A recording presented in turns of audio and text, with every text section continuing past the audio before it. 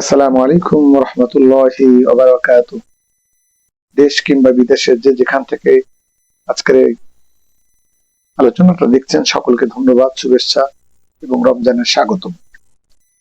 সম্মানিত উপস্থিতি, আমরা আজ সেহরি খাবো শেষ রাতে।